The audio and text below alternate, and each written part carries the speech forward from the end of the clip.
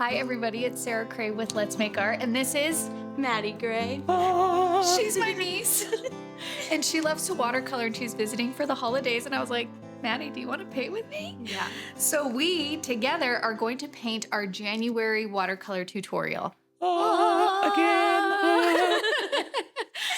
Now, if you guys don't know, we have a watercolor calendar. It's made of watercolor paper, so you can paint directly on it. It makes a super fun project that you can keep up with throughout the year. These calendars are dateless. So if you started one last year and you didn't finish it, guess what? You can just keep going. And I think actually today is the last day. We're doing like this really amazing sale on our calendars for pre-orders. Yeah. I think today is the last day for it. So if you want to get these calendars for the upcoming year, we got a great price going on. You have until the end of the day. Yeah. Yeah. Maddie, I'm so glad you're here. Okay, so we're going to be doing this project in 7 steps. So our very first step is we are going to do some sketching. And I know that seems scary, but it's just making marks on a piece of paper. No worries there. Our second step is we're going to paint our background. Our third step is we are going to paint our foliage. Mm-hmm. Our fourth step is we're going to put our first layer of snow. Okay. Our fifth step is we're going to do some groundwork. So we kind of like paint the white snow ground. Our sixth step is we're going to do our bunny. And our very last step is just the finishing details. We'll do some cute little bunny hot prints and some more snow. Okay. That's it. Sounds fun. Piece of cake. Piece of Yeah. crumb cake. Before we get into it, we will do our oath. And I will also say that at the very end of this tutorial, I'm going to be previewing January projects. So if you want to see what we're painting in January, stick around to the end and I will show those off. Okay? Yeah. Sounds great. Okay, if everybody can raise their right hand Okay. and repeat after me. I promise to be kind to myself. I promise to be kind to myself. I promise not to compare my work. I promise not to compare my work. And I promise to have fun. I promise to have fun. fun. Yay! Yay! Woo! Okay, just as a note, Maddie really likes to use our Dandelion paint, our liquid watercolors. So I set her up with those items and I will list the colors that she is using in the description. I am using Daniel Smith 2 paint. Mhm. I will list those colors in the descriptions along with the brushes. But remember, please just use whatever you have. Colors don't need to be exact. It's all about just putting paint to Paper. paper. I'm back here Great. using finger paints. So Yes. I'll list those colors as well. No, he just uses like the Taco Bell sauce. Yeah. Yeah. Fire and Diablo Yeah. mostly. Yeah. Okay, so grab a pencil. And whenever you sketch on watercolor paper, you want to remember that it's not like you're making a perfect outline and it needs to be exact. A lot of the times when you're sketching and you go to erase the paper after, sometimes that can degrade the watercolor paper a little bit. So you just kind of want to be okay with the loose aspect of this, okay? Okay. So the first thing that I'm going to do is I'm going to define where the horizon line is going to be. The horizon line is where the sky meets the ground, and it's usually eye level to the viewer. I'm actually going to place it a little bit on the right-hand side, about in the middle, just kind of mark it. There we go. And then I'm going to create a sense of perspective and depth by, instead of creating a straight line across, we are going to angle it down. Yep. And then angle it down the opposite way. And this is a snowy, meadowy, foresty field. So they don't need to be symmetrical. It does not need to be perfect. Okay? And then what we're going to do is I'm going to create this feeling of depth by creating the perspective that my trees are taller, that are closer to us. And then as we go out into the unknown, we were singing Frozen right before we started filming. The trees are going to get smaller, okay? So that's going to show. And then the other nice thing about what that's going to do for us visually, I'm going to make marks on my paper. You guys don't do this part. But when we have our bottom going this way and our top going in like this, that creates a really strong composition where it's leading the viewer's eye within our painting, okay? So I basically want the height of my trees to start out tall. And then as they work their way towards this kind of middle part, they're going to get shorter, okay? Now, again, remember, this is, a field, a forest. So The trees do not need to be evenly spaced, and it's okay if one or two of them are like not totally aligned in terms of that height. Okay? Mm-hmm. The other thing that I want to keep in mind here is I want the snow to, I want it to feel hilly. And so what I'm going to do is instead of having this really strong line, I'm going to basically like wherever there's a new tree, I'm just going to kind of round it and straighten it like this. Okay. Yep. Yep. Just like that. And then we're going to do the same thing on the next chunk. And then the same thing over here. And this is what we're creating. You see this? Snow drifts. Snow drifts throughout. So this is just a mental note for me to do these snow drifts. I will be painting on top of this with bleed proof white. Okay. So again, if you paint into it accidentally, it's not a big deal. If you want to leave it white, you can. It's just reminding myself that there are little snow drifty hills that I want to acknowledge. Every time you say hilly, I think of the movie The Help. Mm-hmm. Ain't you tired, Miss Hilly? Ain't you tired, Miss Hilly? That's a good movie. Okay. Now the very last thing, and this is probably the trickiest one, is we're going to sketch in our bunny. Now the shape of the bunny itself is not too difficult. The thing that you want to keep in mind is the ratio of size between the bunny and the trees. Okay. So I am going to basically put my bunny on the right hand side, or you can do the left hand side, whatever one you want. And then I'm going to start with just doing an oval. And the oval I'm going to let it be like maybe, what is that? Less than an inch. You see that? Mm-hmm. Yeah. Yeah. And it can be smaller. It can be bigger. We just don't want it too big because then what's that? That's going to make this look like a monster rabbit. Yeah, you want to go into the Like, unknown. you are hiding from that thing. You know what I mean? It's no longer like, oh, cute. It's like, run away. Yeah, this is a forest nightmare scene. Yeah. So after you have your initial oval, you're going to kind of look at the relation of size to everything. For me, I probably want my entire bunny to be this size. So I don't want to add head and ears on top of this because then that's going to make this bunny way too big. Mm-hmm. You have a little bit of room where maybe you can add ears on top of yours if you want. Okay. And so what I'm going to do is for the body, it's basically, I'm going to kind of define the body portion within my circle here. And it's kind of like a rainbow shape. What's a better word for that, Michael? Arc. An arc. Thank you. Yeah. So because when you see where the bunny hits the snow, because it's like, it's very snowy and it's nuzzled in, it actually is more of a straight line. It doesn't stay round all the way to the ground. You know what I'm saying? Yeah. And then for the head, I'm going to do a smaller circle that's kind of overlapping. Yep. And then we're just going to define the little ears. And if you want to put in a little bit of a tail too. And I know that that looks crazy right now, but with paint, it will come together. It will look good. Yes, it's going to come together. And the nice thing too is, of course, we do have bleed proof white, which if things get a little bit funny, you can always just cover it up. I will also say that on this calendar itself, this bunny was about double its size my initial run. And I just lifted it out and then repainted it. You can see a hint of color right above the head. Mm-hmm. But if I didn't point that out, you probably would have no idea. Nope. So this paper actually lifts pretty nicely. If like halfway painting that bunny, you're like, oh no. Okay. You ready? Ready. Looks like All right. Bunny in a hallway right now. It does. It does look like a bunny in a hallway. Now, when we do our sky, like this sky foliage, we want it to be kind of loose and messy. So really embrace wet on wet Yes. technique. If you want to use some salt to sprinkle in some salt for some texture, you can. Really, whatever you can do to make it seem kind of crazy. So let's take a larger brush. I'm going to use around 12. If you have a... Oh, what is the name of that brush? A quill.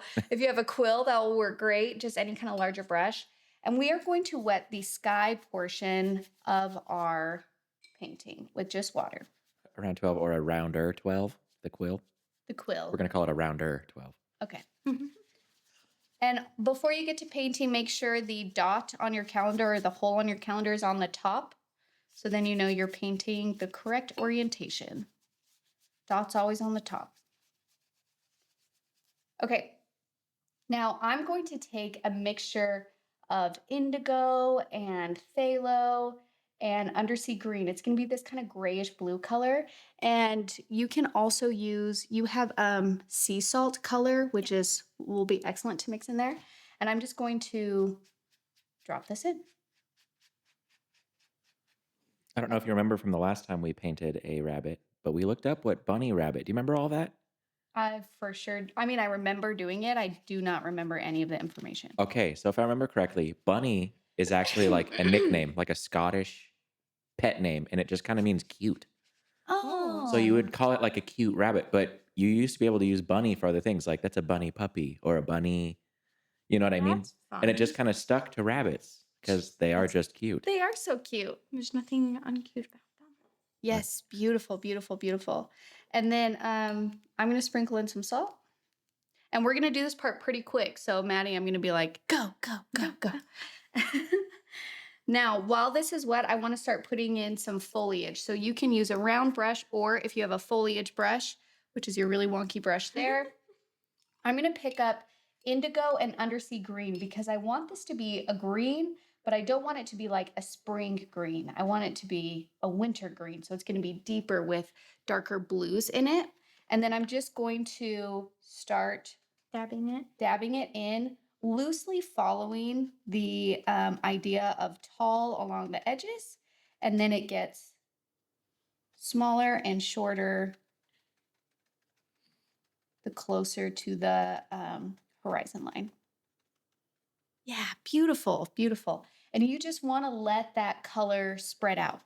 These are not our like defined trees. This is like our background trees, almost like the atmosphere or setting the tone of how full this kind This of is like if area you're on a is. hike, you like the background. Like if you're on a trail, Yes. these are like the far off trees. Exactly, exactly. Far off ones. The far off, the faraways. Yeah.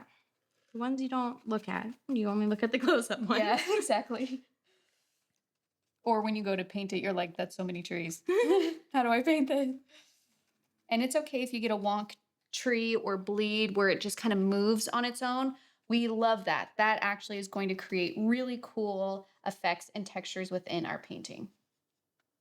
And I would say that looks great. Go even darker. Pick up more paint because we want the white to pop against this. And so we want to lean into the darker colors or the darker values during this kind of layer. And so I'm just going to keep layering this using undersea green and indigo.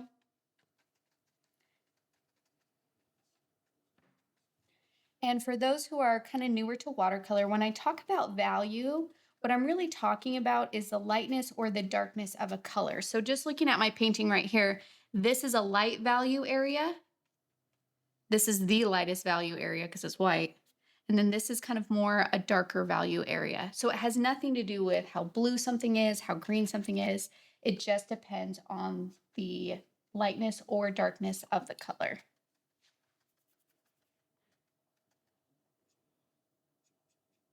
You got one of my hairs in there?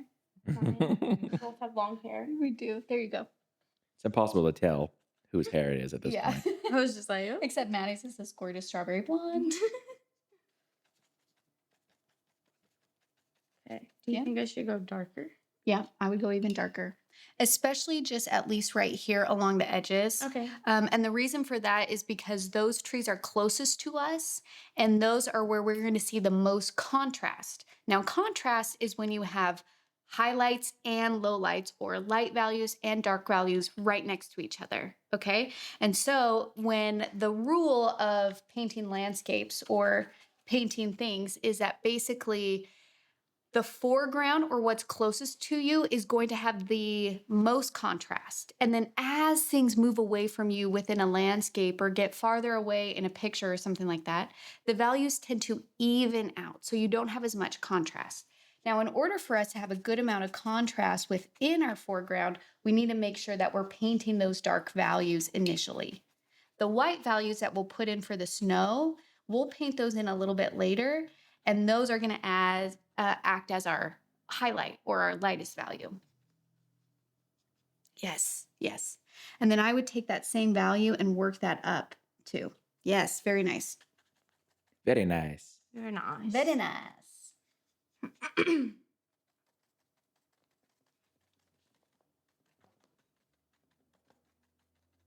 And you can see here that my salt is starting to have a little bit of an effect.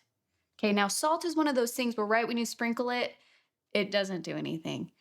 It only really activates as it dries. And so here you can see that it's kind of creating an uneven texture, pushing pigment away from it. And that's why we get those lighter areas that create that kind of texture.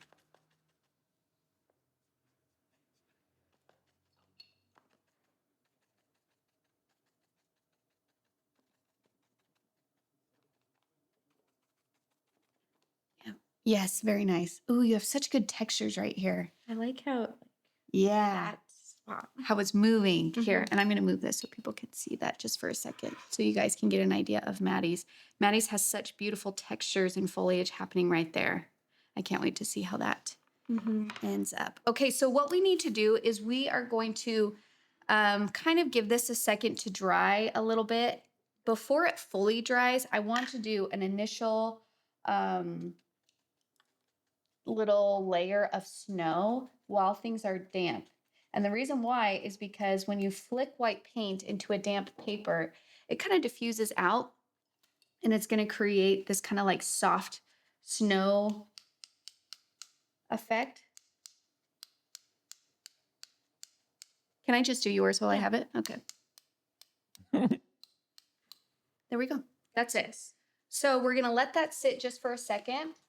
And then we'll go back and do some more defined trees. Our paper is so wet right now that if I were to try and really define the trees, it would just fuzz, you know? So we're just kind of like gonna let it sit. I'm gonna paint the ground. So for snow ground, I know it's kind of like counterintuitive, but What snow, brush are you using? I'm going to use either a round 6 or, yeah, that's what I would use. I would use that guy. Round 6 or round 12 or round 10, one of those. And I'm going to start to put in a little bit of color on my snow. So if you have sea salt, that'll be great. If you want to use indigo. Basically, we're going for a cooler color, so something that leans purple or blue, and then a lighter value of it. And we're just going to give the snow a little bit of form. So using my brush, I'm going to start at the bottom left corner. Make sure your tape is sealed all the way to the edge, so you get a nice clean line. There you go. And then starting on the left, I'm just going to swoop it in. Okay. Yep. And then kind of where we see these snow drifts, using that same, like, it's really a barely there color. I'm just going to start to kind of like swoop that in a little bit. And you can do a little bit on the left hand side too. So it's basically just kind of like giving a little bit of form to our snow.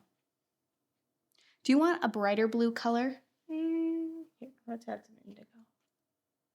And if you don't, that's totally cool. I just realized that I have phthalo on my palette and I don't think I put Azure on yours. Yeah. Just use that one. Yeah, that looks really nice. Beautiful.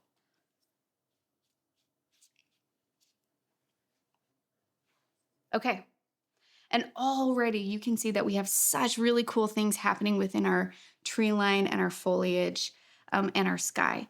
And if yours bled so much that your foliage kind of bled into your sky, that's okay too. There's nothing wrong with that. Again, we really want to go for that kind of layered look. And so there's no problem. All right, let's see how yours is. Yes, that looks so good. Beautiful. I like the trees. Me too. I think they're stunning. Okay, now I want to define some trees a little bit more. Okay. So this is where you can look at your painting and say, where do I see some trees that I kind of want them to stand out a little bit from the background? And you can use your liner to define this, or you can go straight in with your foliage brush.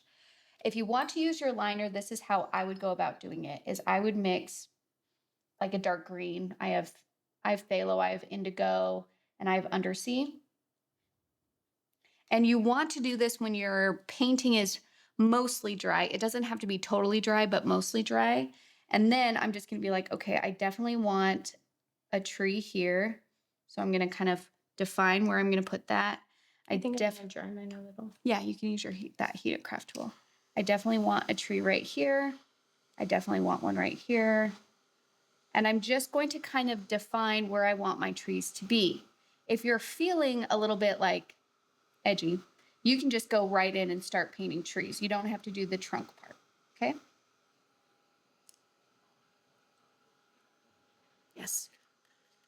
So after I kind of define where I want my trees to be, I'm taking even more paint because we want this, again, to stand out from the background. So it needs to be a little bit stronger in value. And I'm just going to start putting in my foliage using my foliage brush. Now, I will admit that not everybody has great luck with the foliage brush like I do. So if you have found your own way to make trees, please use it.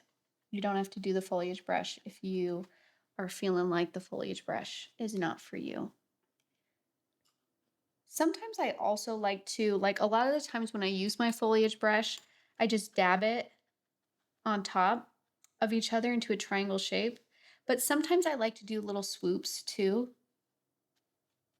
just to get different textures.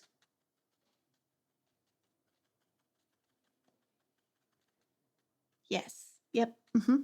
And don't be afraid to twist the brush a little bit so then you get different marks. Okay. So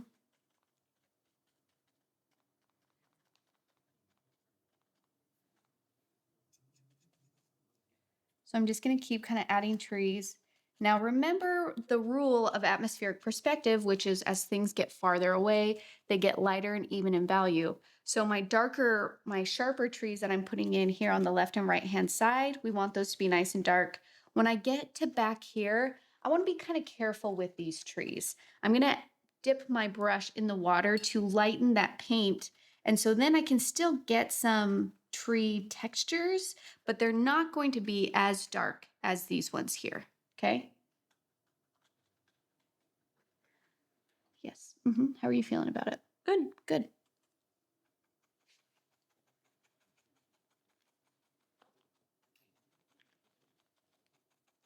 So I'm just going to keep adding on. And you guys can do as many trees as you want.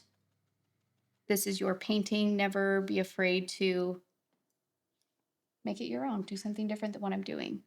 And then sometimes what I like to do, because it's kind of hard to get like really fine detail work with a foliage brush, is sometimes I'll switch to my liner for the very, very tips of trees or just some of that detail work.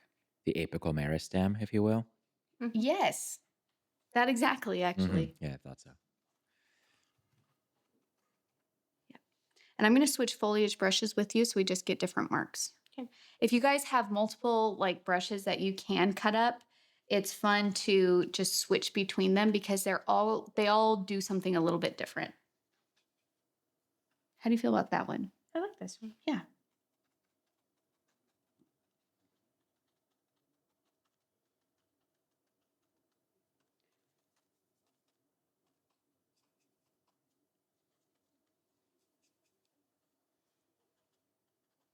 Okay.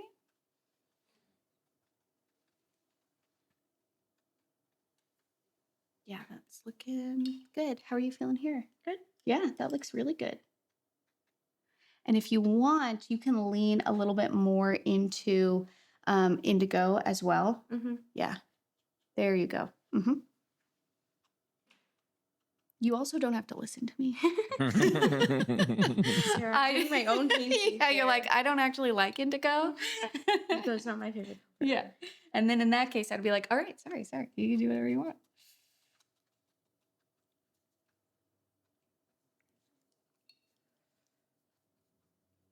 I'm running out of Taco Bell mild back here. I know. What are you going to do when you run out of your sauce? What are you going to paint with? My finger paintings. And sometimes you can also just kind of like pretend like in between these trees, you can do like little tips of trees where there's almost some kind of like in between, but they're not strong enough or dark enough in value to really kind of like bleed into the next one. It's just kind of hints. And this leans into areas like in a snowstorm where there's a lot of like mist, or the snow is kind of so thick that you can't see all the areas so clearly. You know how areas kind of pop in and out of view when there's like mist or snow or atmosphere? Mm-hmm. That's kind of what we're trying to like hint at with these hints of treetops or foliage or what have you.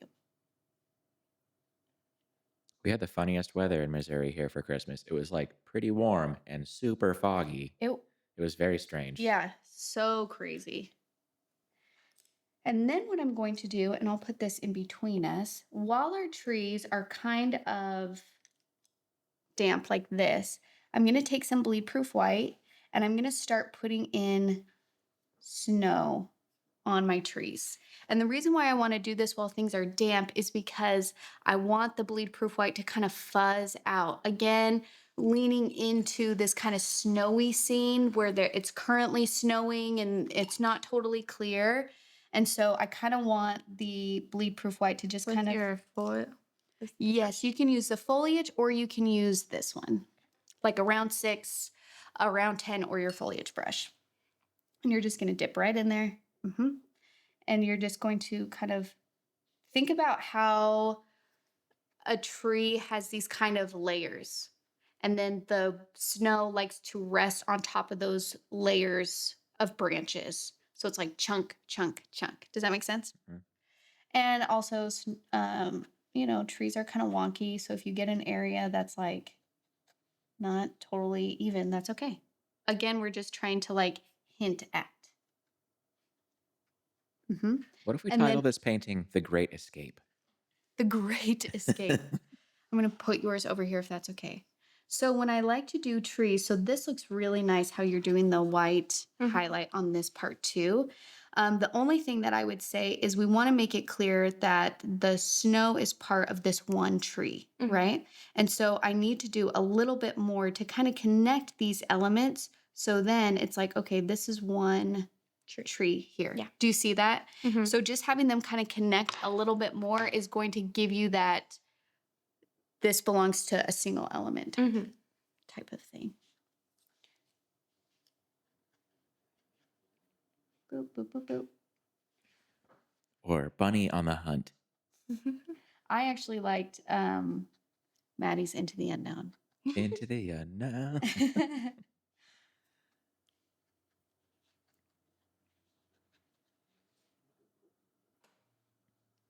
Yeah, very nice. We raised 2 girls during the time of Frozen. I'm very aware of every song in all of those movies.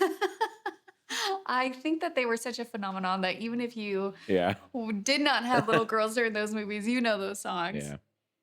Okay, and while I have bleed proof white on my brush, I'm going to kind of lean into the snow drifts, and I'm just going to kind of paint bleed proof white into these kind of chunks that we talked about before. Boop, boop. And I'm just using bleed proof white right over whatever color is there. And if you can still see some of that color underneath, that's actually great. That leads into like shadows and, what you would see on like a snowy hill. Yeah, very nice.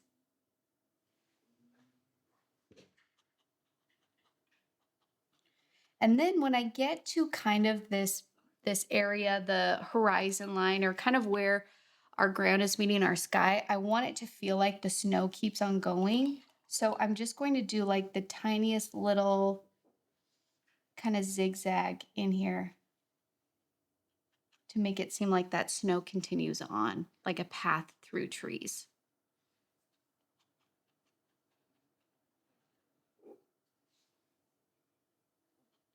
Yep, very nice. Very nice. And then for yours, Maddie, is it okay if I paint on yours? Yeah. So I think your snow is looking wonderful, and I think your foliage is super like layered, and I love that so much. The only thing that I'm noticing that's kind of throwing my eye is we have a really strong line here from when we did our sketch, which is not bad, but I just kind of want to break that up a little bit. Is it okay if I paint on yours? Did I Yeah. already ask? Okay, so then I'm basically just going to break up this line by taking bleed proof white and kind of swooping it in. Mm-hmm. And I'm going to swoop it in this way. Get some water. So again, it's just kind of like breaking up, making this line feel a little bit more curvy than totally diagonally straight. Yeah.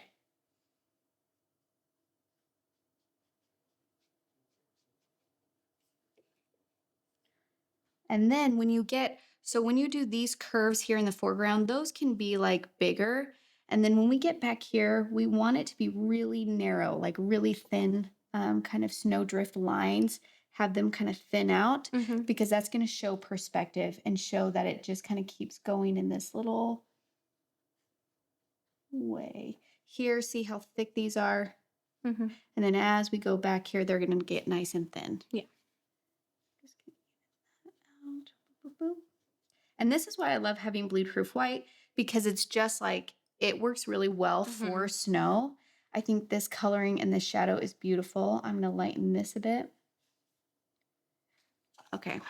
And so do you see how it kind of feels more like a Yes. soft path instead of, Yes. which is not wrong, because sometimes we do have kind of like a tunnel of trees. Yeah. But for this painting, we were kind of leaning more towards into soft snow drifts. Yeah. Leading our way. Okay. Yeah. That looks beautiful. All right. Now, the next thing that we're going to do is we are going to paint our bunny. Your bunny rabbit. Even. Our bunny rabbit. That's right. I'm going to get. Okay. So you want to use like a round 6 or a round 4, a little bit of a smaller brush. Okay. And I'm going to start with mixing orange and black together. That's going to give me brown. Or if you have brown already on your palette, that's great. I'm going to use Q burnt orange and black for my brown. And what I'm going to do is I'm going to paint the body, avoiding the little bottom white circle where it is the tail. Okay? Okay. So it's just following that arc.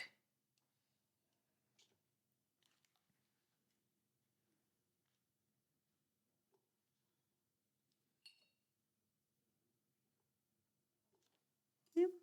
And remember, it's always better to paint smaller first, because you can always make your rabbit bigger. If it gets too big and it starts to look a little bit scary, you can kind of wet the area and just lift the paint off, and then repaint it after it has dried. Yes. Okay. And then on the right-hand side, I'm going to do one extra layer of paint to give us just a slight value change between the left and the right-hand side. It's just kind of illuminating the left, shadowing the right. That's going to give us the slightest hint of form or three-dimensionality, is with 2 different values. And then I'm going to paint the head, which is that kind of overlapping circle here. So it's just like the smallest little half circle on top of the arc. And because of our perspective, the body is actually covering a lot of where the head is coming out of the body. So it's not going to be a clear neck. Like, you're not going to be able to see a really thin line. It kind of is like a mound on top of another mound, as opposed to a circle on top of a circle. Yes, perfect. Okay, the next thing that we're going to do is I'm going to switch to a much smaller brush, because we're going to do the ears. And I'm just going to do the slightest little ear on the right-hand side. If you want to use a liner, you can. Yep. And then I'm going to do one on the left-hand side.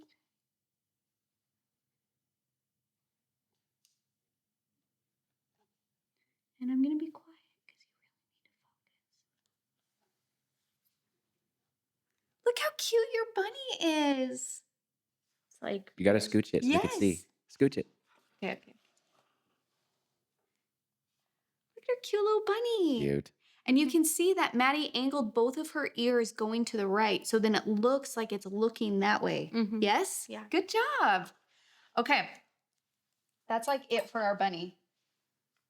Good job, little bunny. Good job, little guy. You did so good. I'm just rounding out my body a little bit because I accidentally did like a little mark, when like you Hmm. mess up and you have to like fill it in.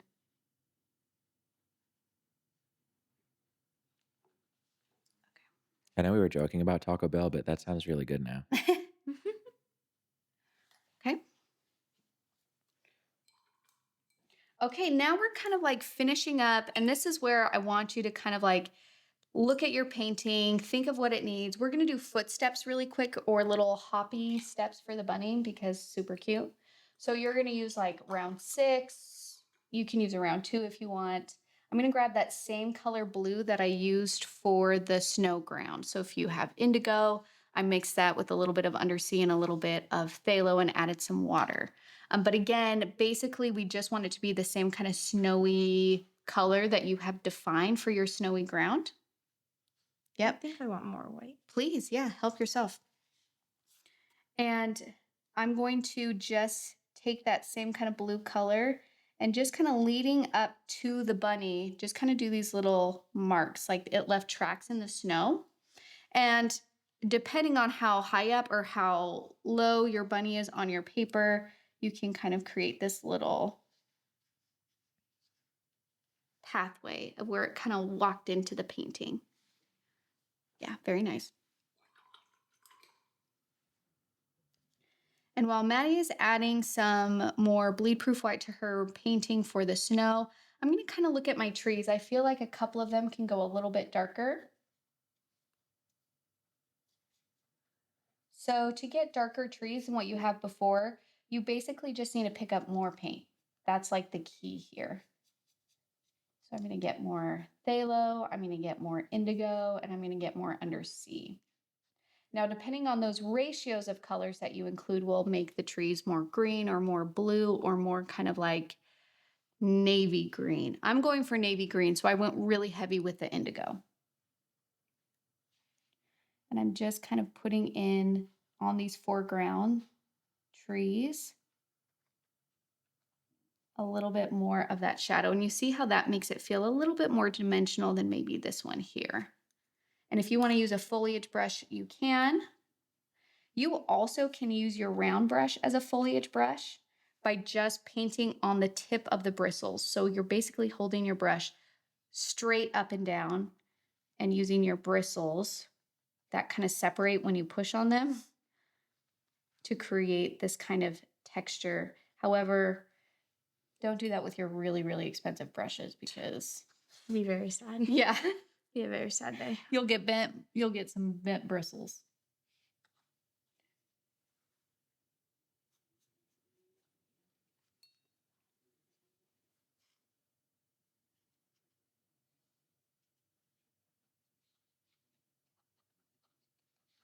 And also, if what we're really going for here is like the indication of trees and snow.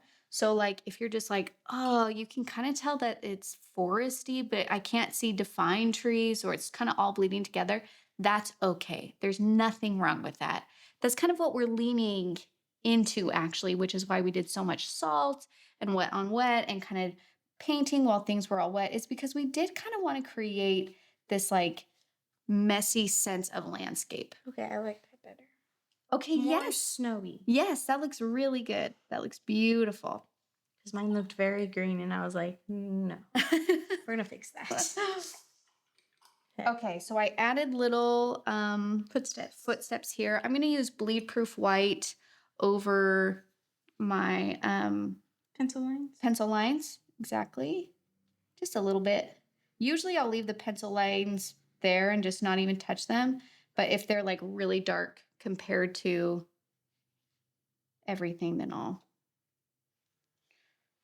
fix those right up. Can do a little bit larger tail. Puffy tail. Mm-hmm.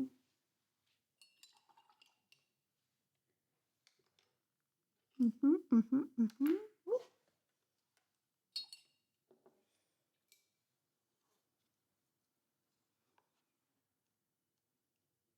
Yes. So cute.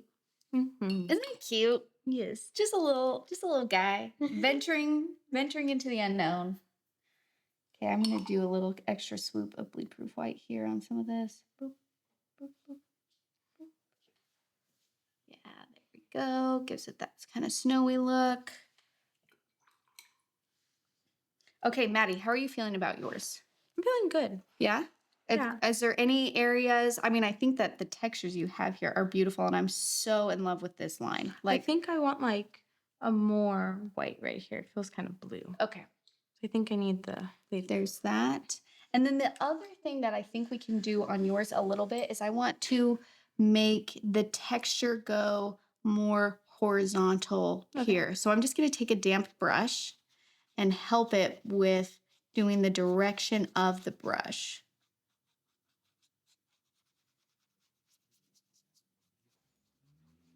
There we go. So when it comes to landscapes or when you're painting landscapes, you'll notice that the direction of your brushstroke is going to give you a lot of information of what's happening here. And you always want your landscapes to lean more horizontal than vertical. Okay, so that means when you're painting in shadows or highlights on the ground, you're always going to want to go back and forth horizontally. And that's just going to kind of lean into convincing you that this is ground, because the ground is horizontal. Yeah. Okay, how does that feel? That feels good. Yeah, that feels really good. I like that. Love it. Okay, the very last thing that we are going to do is we are going to splatter in some strong bleed-proof white for some like large in focus flakes of snow. Yeah. So I'm going to take my bleed-proof white, get a healthy amount on my brush. Got some hair on my painting. And then I use a pencil to flick it on because I have learned, unfortunately, that if I use a wet brush and I hit it, then whatever moisture is in my brush will also go on my painting. So now I use a pencil or a pen, so there's no chance of that. And you're just going to flick bleed-proof white everywhere. And you can decide how big you want the flakes to be. And don't be afraid of big ones. That just means that those are kind of closer to your eye. And let there be snow on your bunny as well. And I'm going to reshape my bunny a little bit here because the snow kind of created a different shape. So I'm just adjusting that a little bit. There we go. And then sometimes if I need to, which I don't really think I need to, but I just want to show you, you can do pinpoint flakes if you need some that are like big and strong, you know, like in front. Foreground flakes. Yeah. Foreground flakes, if you will.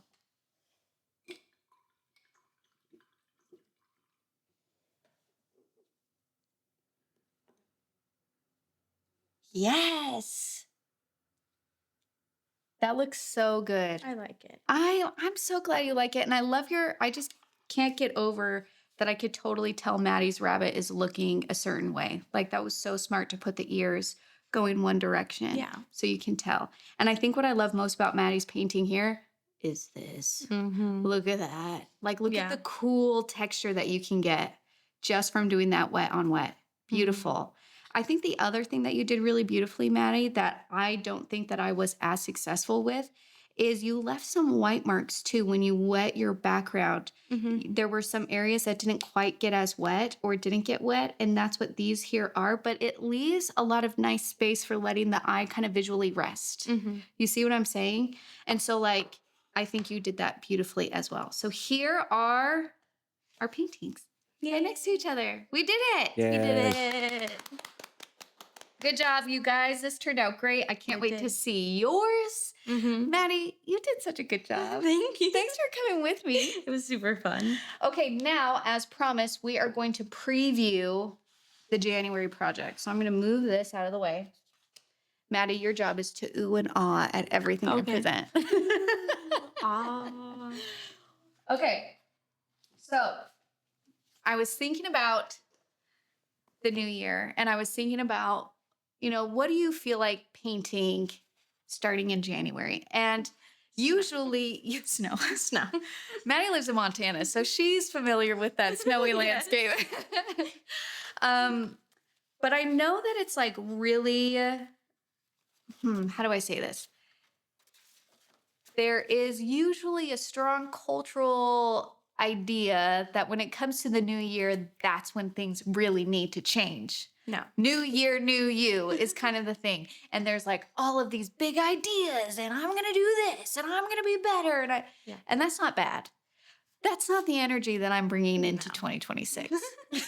That's not for me this year. Some other years, maybe, but not this year. I want to go into 2026 gently. I want to go in with gratitude, and I want to go in with a sense of softness towards myself and towards others. I want to just huddle with my own little unit and appreciate the small wonders around me, take the time to notice those. And instead of trying to do these big, huge things, instead, what if it's just to be more kind to myself? Or what if it is to be more patient with my kids? Or what if it is to pour into my own cup and take time for creativity for me just a little bit? It doesn't have to be these huge commitments. It can just be small moments. Okay? Yeah, that'd be fun. So, for our very first January project, we are painting, drumroll please, Polar Bear Wonder. Ooh. So, yes, thank you, Maddie. She understood the assignment.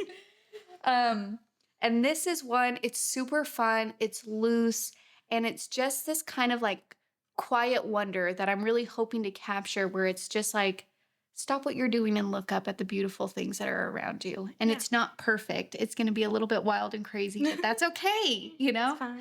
Also, the mama and baby polar bear, it's just so cute. Yeah. He's just so cute. Okay, so that's our first project.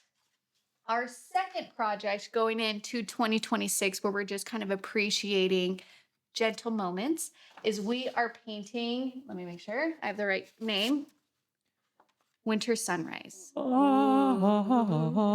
my water drop on this. But with this project, there's no outline. I'm going to teach you. We're going to talk through sketching, why we're making the marks that we're making. And my hope with this project is that you can do something simple. I mean, this one's quick, but it's showing you the rules of painting a snow scene. So my hope is that you can take this and say, oh, a snow scene? Oh, give me 20 minutes. I got this. You know what I'm saying? Yes. And the colors are beautiful. They're not totally what you would normally see in winter scenes with the cotton candy kind of colors, but I like that. I like that too. That's how the sunset looks at my house in the winter. Really? Yeah. That's like that That's color. it? Uh-huh. Yes.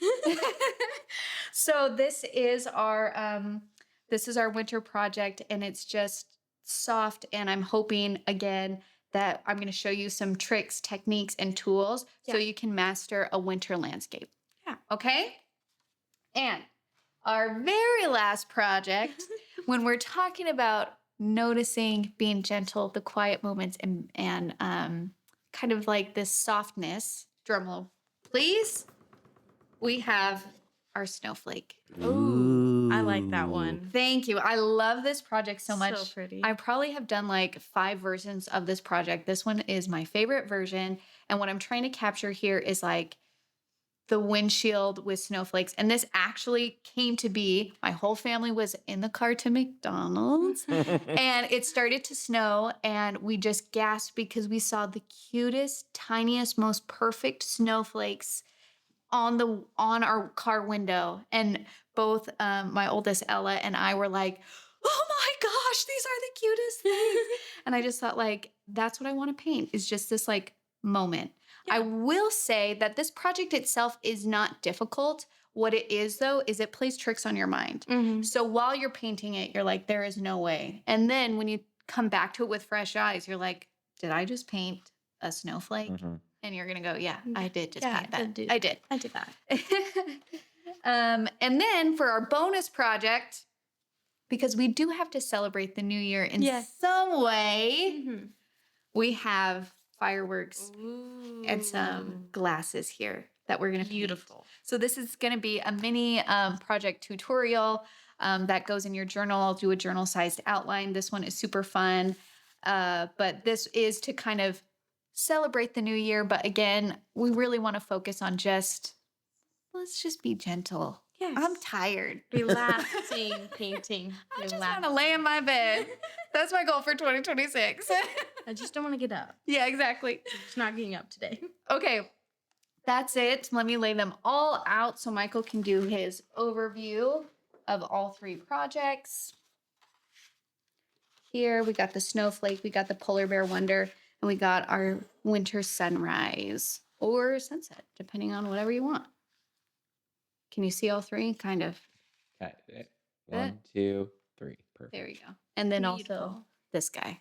So this is what you can expect in January 2026. These will be on sale January 1st. Yes. I hope that you guys join us. Mm-hmm. And also, I do want to make one more note, and this is more to me than to you guys, which is like this last year of these digital projects, I was really pushing myself to do like really intense ones. And I realized that within my theme of being gentle, I want these projects to be a little bit more accessible. Yeah. So these projects, even though they might seem intimidating, like these ones, you guys can do no matter your skill level. Like this, I'm really trying to lean back into being more beginner-friendly projects instead of just like you need to have been painting for 5 years every week in order to do these. You This know, is the challenge Ye- project yeah. of the month. so I just so you guys know, I always do easiest projects to most difficult projects. And that's how I lay them out in your My Videos page. So if you're curious of what order to do them in that order. I didn't know you did that. Yeah, I don't ever say that, but was that's what I like, do. Yeah. Okay. And that's also true for like courses. Like anything that I do, easier projects are first, Okay. more advanced projects are at the end. I don't totally advertise that because some people have different struggles. Yeah. And so I don't want to say this is the easy one and then that's the one you have a hard time with. You know what I'm saying? What? What? But the easy one? Yeah, but that's traditionally how I like to do it. So anyways, again, this is more Yeah. leaning into you're going to feel really good when you're painting these. We're going to go gentle into To be 2026. able to show them off. Yes. That's the important part. That's what it's all about. I'm just Yeah. kidding. Okay. Thank you so much for painting with us, Maddie. Thank you. Thank you for being here. You did It excellent. was super fun. Thank you for And- inviting me. I'm so glad that you were able to do I was it. like, yes. And if you need these watercolor calendars, you can find them at letsmakeart.com. We'll see you guys later. See you. Bye. Bye.